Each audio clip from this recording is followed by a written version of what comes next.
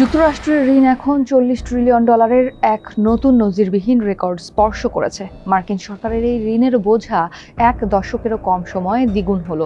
2017 সালে Donald Trump যখন প্রথমবার প্রেসিডেন্ট হিসেবে শপথ নেন, তখন দেশটির মোট ঋণ ছিল $19.95 ট্রিলিয়ন। ঋণ ভারে জর্জরিত আমেরিকাকে সামনের দিনগুলোতে কি ধরনের অর্থনৈতিক সমস্যা মোকাবিলা করতে হতে পারে, সে হিসাব নিকাশ এখনই কষতে বসেছেন অর্থনীতিবিদরা। চলুন আমরাও জেনে নেই কি উপায়ে ঋণের এই বোঝা থেকে মুক্ত হতে পারে মার্কিন যুক্তরাষ্ট্র। সঙ্গে আছি আমি রুবাইয়া এশা। যুক্তরাষ্ট্রের বিপুল পরিমাণ ঋণ বৃদ্ধির পেছনে মূল ভূমিকা রেখেছে ট্রাম্প ও সাবেক প্রেসিডেন্ট জো বাইডেনের মেয়াদে নেওয়া বিভিন্ন আর্থিক নীতি।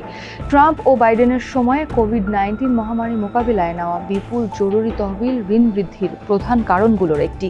তবে মহামারী ছাড়াও দুই প্রশাসনেরই অন্যান্য ব্যয় নীতি এবং কর ও ব্যয়ের দীর্ঘদিনের ভারসাম্যহীনতা পরিস্থিতিকে আরও জটিল করেছে।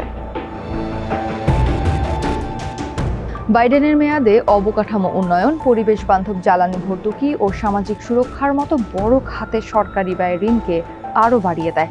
অন্যদিকে ট্রাম্পের মেয়াদে রাজস্ব বাড়ানোর বদলে কর হ্রাসের নীতি গ্রহণ করা হয়, যা সরকারের আয় কমিয়ে দেয়। এছাড়া ট্রাম্পের দ্বিতীয় মেয়াদে ওয়ান বিগ বিউটিফুল বিল অ্যাক্টের মতো আইনের কারণে মার্কিন ঋণে আরও ট্রিলিয়ন ডলার যুক্ত হতে যাচ্ছে। বর্তমানে মার্কিন সরকারের বার্ষিক ব্যয়ের বড় একটি অংশ যায় আবশ্যিক কর্মসূচিগুলোতে, যেমন সোশ্যাল সিকিউরিটি ও মেডিকেয়ার। তবে ঋণের পাহাড়ের সাথে পাল্লা দিয়ে বাড়ছে সুদের ব্যয়ও। ঋণের সুদ পরিশোধ করতে যুক্তরাষ্ট্র সরকারের বছরে $1.1 ট্রিলিয়ন বেশি খরচ হচ্ছে। 2026 অর্থ বছরের এই সুদের ব্যয় মার্কিন সরকারের প্রতিরক্ষা ও চিকিৎসা সেবা বাজেটকে ছাপিয়ে দ্বিতীয় বৃহত্তম ব্যয়ের খাতে পরিণত হয়েছে। ট্রাম্পের প্রথম মেয়াদে যুক্তরাষ্ট্রের সরকারি ঋণ বেড়েছিল $7.8 ট্রিলিয়ন। এর অর্ধেকেরও বেশি যোগ হয়েছিল তার প্রথম মেয়াদের শেষ 9 মাসে, যখন কোভিড-19 মহামারী মোকাবিলায় বিপুল অর্থ ব্যয় করা হয়।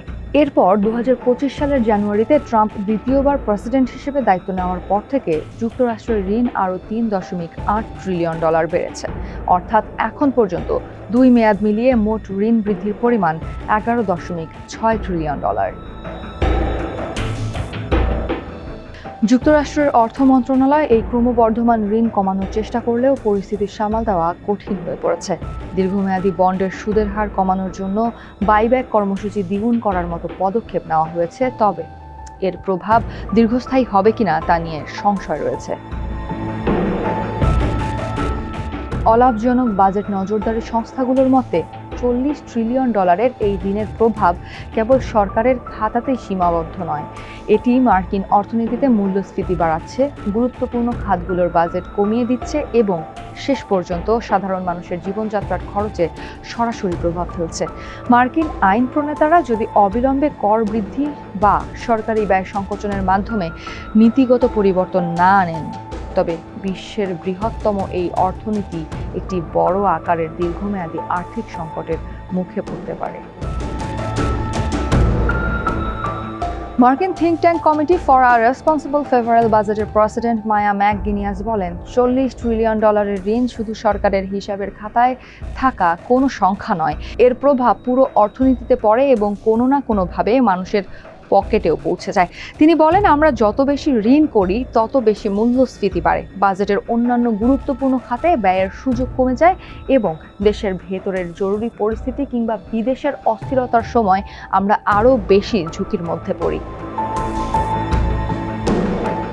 ট্রেজারি বিভাগের তথ্য প্রকাশের পর দেওয়া এক বিবৃতিতে ম্যাকগিনিয়াস আরও বলেন, $39 ট্রিলিয়ন ঋণ অতিক্রম করার 5 মাসেরও কম সময়ের মধ্যে $40 ট্রিলিয়ন পৌঁছেছে যুক্তরাষ্ট্র। গত 20 বছরেরও কম সময়ে দেশটির ঋণ 4 গুণ হয়েছে। অথচ 1981 সাল পর্যন্ত যুক্তরাষ্ট্রের সরকারি ঋণ প্রথমবার $1 ট্রিলিয়ন পৌঁছাতেই এত সময় লেগেছিল। ম্যাকগিনিয়াস বলেন, একটি বৈশ্বিক শক্তির আর্থিক পতন কতটা অনুমানযোগ্যভাবে ঘটতে পারে তা সত্যিই বিস্ময়কর।